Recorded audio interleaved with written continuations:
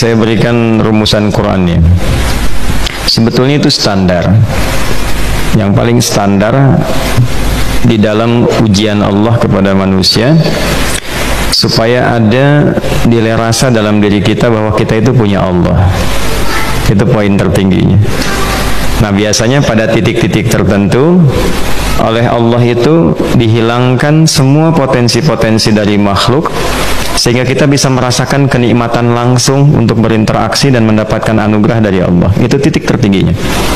Sambil contoh begini, Nabi Zakaria itu yang paling viral di Al-Quran, salah satunya divonis oleh manusia tidak akan mungkin punya keturunan.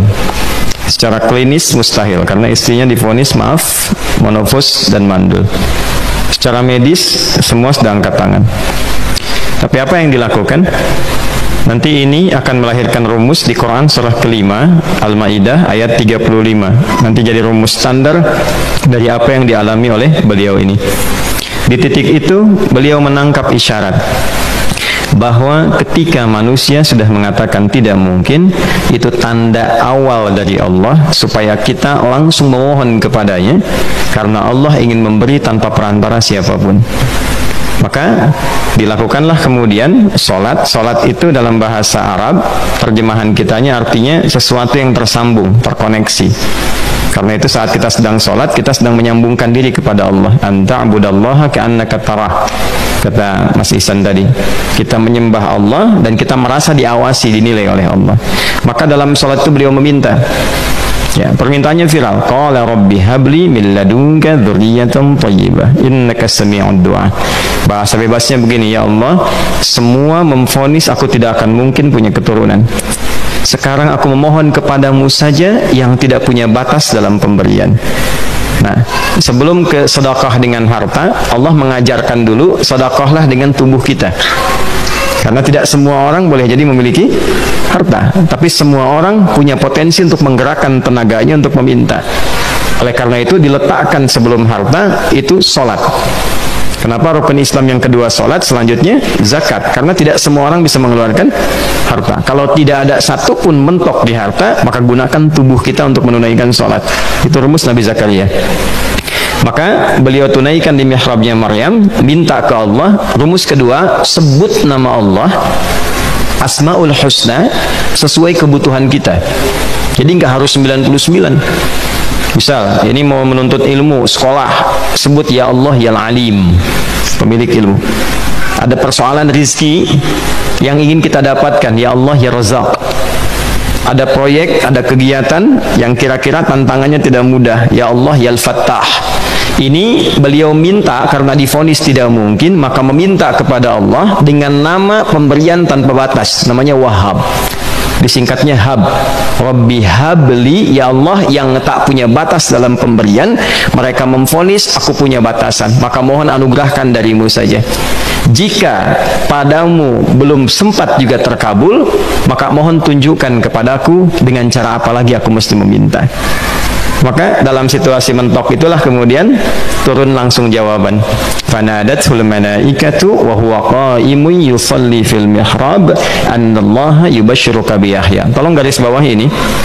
Orang-orang yang langsung memiliki kesadaran saat di titik paling krusial, terendah, dan kita merasa tidak punya apa-apa, lalu ada kesadaran kita punya Allah dan meminta, itu seketika nggak ada sekat, langsung dijawab seketika. Nah, karena itu biasanya di momen tertentu setiap kita itu pasti mengalami peristiwa itu, apapun bentuknya. Nah, itu kalau sudah sampai ke situ itu kode. Jadi di Islam tuh nggak ada pesimis, ya, tidak ada pesimis, dan jangan pernah melarutkan diri pada sebuah vonis sudah ini nggak mungkin, nggak akan dikabulkan. Nah, itu jebakan setan. Karena declare pertama iblis ketika melakukan kesalahan itu kalimatnya jelas. Ana khairum minhu khalaqtani min narin wa khalaqtahu ya min tin. Saya lebih hebat, lebih bagus. Allah nggak mungkin, sudah nggak mungkin ada ampunan lagi. Jadi diteruskan kesimpulan ini karena nggak mungkin katanya diampuni, ya sudah bermaksiat saja. Karena nggak mungkin dikabul, ya sudah pesimis saja. Padahal di titik itu Allah sedang membuka. Temukan kata itu, temukan hubungan itu, minta itu tanpa sekat. Maka seketika malaikat turun menyampaikan, doamu dijawab. Itu sedang berdiri, baru selesai doa, belum selesai sholat, belum salam. Turun malaikat mengatakan, Allah kasih kabar, kamu akan punya anak, langsung namanya dari Allah, Yahya. Jadi Yahya itu pemberian Allah. Ya, pemberian Allah. Yahya artinya hidup. Yang mustahil menurut manusia, lahir seorang bayi dari rahim perempuan yang divonis menopause dan mandul, kata Allah jadi dan hidup. Nah, rumus itu nanti terus dialami oleh para nabi, puncaknya di era Nabi Muhammad SAW, nanti melahirkan panduan di Quran surah 5 ayat 35. Ya ayyuhalladzina amanu ittaqullaha wabtaghu ilaihil wasilah. Perhatikan kalimatnya dengan detail ya. Hei semua orang yang masih merasa punya iman. Tuh iman kita disentuh. Jadi kalau mengalami persoalan di titik nadir terendah, itu yang disoal oleh Allah imannya dulu. Kamu masih punya iman nggak? Orang beriman nggak mungkin pesimis. Orang beriman nggak akan putus asa. Orang beriman nggak akan bunuh diri. Imannya ditanya dulu. Katanya kamu beriman, iman kamu di mana? Kalau masih punya iman, kata Allah, ini ujian dari saya supaya kamu nyebut saya. Katanya ingin mendekat, kata Allah kan? Ittaqullah. Nah ini rumusnya. Wabtaghu ilaihil wasilah. Kalau engkau pengen cepat dapat solusi, maka aku berikan perangkat untuk cepat mengabulkan doamu itu. Perangkat itulah disebut dengan takwa. Nah, takwa itu ada urutan 240 kali disebutkan dalam Al-Quran, dibagi pada 3 segmen. Segmen ibadah ritual, segmen ibadah sosial, satu lagi segmen rumah tangga. Ya, karena itu tinggal cari aja di ibadah ritual, misalnya sholat, bangun tahajud malam, minta sama Allah, dekatkan diri kita. Salah satu kasusnya Nabi Zakaria. Ya, itu poin yang pertama. Yang kedua nanti ada maliyah sosial, itu yang tadi dipraktikkan, sedekah dengan harta. Ya, tidak harus banyak, yang penting Allah minta apa, ikhtiarkan, nggak akan dilihat berapapun nilainya. Yang dilihat itu ada nggak kemampuan mengimplementasikan imannya, itu poinnya. Titik itu, ya. Yang ketiga nanti di keluarga. Urutan pertama orang tua. Kata Ibnu Abbas radhiyallahu taala anhuma, tidak ada satupun aku melihat amalan tertinggi yang menarik perhatian Allah untuk memberikan ampunan pada orang tobat atau mengabulkan doa dengan cepat kecuali berbakti pada orang tua. Dan kisahnya viral sekali di Al-Bukhari, 3 orang terjebak dalam gua, kemudian tertutup batu besar karena berteduh hujan, tapi tertutup batu besar. Lalu ketiganya mendorong, tidak pernah bisa mengeluarkan tenaga yang mampu mengeluarkan mereka dari batu itu. Gak bisa gerak. Satu di antara 3 orang ini mengusulkan, sudah, ini tanda dari Allah, jangan gunakan kekuatan kita lagi, kita diminta menggunakan kekuatan yang Allah berikan. Coba kita cari amalan rumus takwa tadi. Satu di antara 3 itu mengatakan, ya Allah, saya punya seorang ibu. Setiap kali saya berangkat kerja, saya akan selalu siapkan hidangan untuk ibu, khusus untuk susu sebelum tidur, itu saya yang minumkan langsung kepada beliau. Itu berlanjut selama hidup saya seperti yang kau ketahui.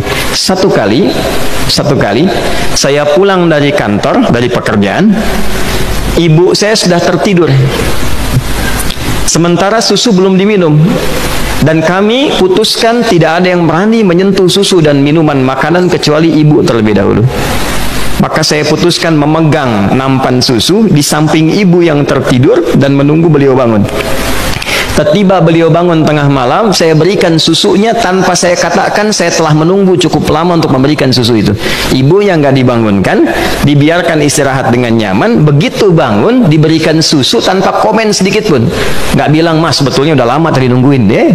Ya, langsung diberikan.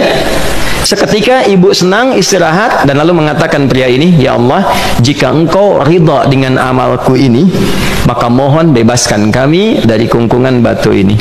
Lalu ketiganya berikhtiar mendorong, yang tadinya tidak punya kekuatan, seketika batu itu menggelinding dan membebaskan 3 orang itu. Nah itu persegi dalil yang sebetulnya jadi pedoman hidup. Dalil itu kan pedoman bahasa Arabnya, pedoman berkehidupan. Kita di Islam itu lengkap. Jadi kalau kita mengalami kasus itu dimanapun, ya, baik di kedudukan, di usaha, di pengetahuan, sudah mau ngapalin mentok, deh, itu ujian.